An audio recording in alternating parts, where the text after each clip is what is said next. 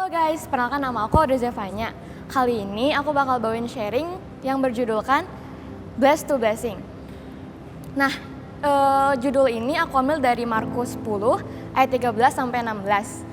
Nah, di sharing ini juga aku pengen bahas tentang keegoisan. Kenapa sih egois? Karena kadang tuh di kehidupan kita sehari-hari maupun di sekolah, di pekerjaan, di kuliah atau di kegiatan kita tuh kadang suka egois sendiri atau melupakan teman kita. Nah, di poin ini tuh kita nggak boleh kayak buat ngelupain teman kita hanya pengen kasihkan diri sendiri kita. Nah, sharing ini aku bikin jadi 3M. M yang pertama yaitu menerima, yang aku ambil dari ayat ke-14. Ketika Yesus melihat hal itu, ia marah dan berkata kepada mereka, "Biarkan anak-anak itu datang kepadaku, jangan menghalang-halangi mereka, sebab orang-orang yang seperti itulah yang punya kerajaan Allah." Di ayat 14 ini kita bisa lihat kalau murid-murid Yesus itu menghalangi atau memarahi anak-anak kecil itu waktu pengen datang ke Tuhan Yesus.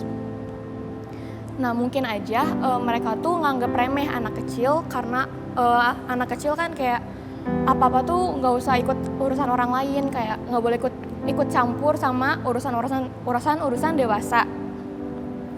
Jadi di poin pertama ini, hal yang pengen aku tekanin soal menerima adalah kita harus bisa menerima teman kita walaupun perbedaannya itu jauh dari kita. Apapun perbedaannya dari hal kecil itu bisa buat kita belajar untuk menerima sesama kita dan tidak menganggap remeh orang lain. Di poin yang kedua yaitu menikmati, yang aku ambil dari ayat ke-15. Aku berkata kepadamu, sesungguhnya barang siapa tidak menyebut kerajaan Allah seperti seorang anak kecil, ia tidak akan masuk ke dalamnya.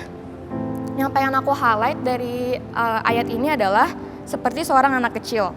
Nah, kalian pasti tahu kan kalau seorang anak kecil tuh kalau dikasih mainan atau barang yang dia pengen banget, pasti kan se-excited itu. Dan mungkin kalau kalian punya bias di K-pop atau fan group, boy group kayak kalian pengen datang ke Indonesia, kan kalian pasti search kan kayak kapan mereka datangnya, harga tiketnya, dan pasti kalian bakal nabung buat nonton bias kalian. Nah, gimana sih cara kita biar excited buat menikmati kerajaan Allah? Yang pertama itu ada baca firman. Dengan baca firman, kita tuh bisa jadi mengerti tentang kerajaan Allah itu sendiri dan janji-janji Allah yang ada di Alkitab. Dan Roma 14 ayat 17 juga dibilang, sebab kerajaan Allah bukanlah soal makanan dan minuman, tetapi soal kebenaran, damai sejahtera, dan sukacita oleh Roh Kudus. Jadi kita juga harus bisa damai sejahtera, sukacita oleh Roh Kudus saat menikmati kerajaan Allah. Dan yang kedua adalah berdoa. Selain baca firman, kita juga harus berdoa agar kita bisa tahu hubungan kita dengan Tuhan itu sendiri. Di poin yang ketiga, yang terakhir adalah memberkati. Di ayat ke-6 yang aku ambil di ayat ke-16.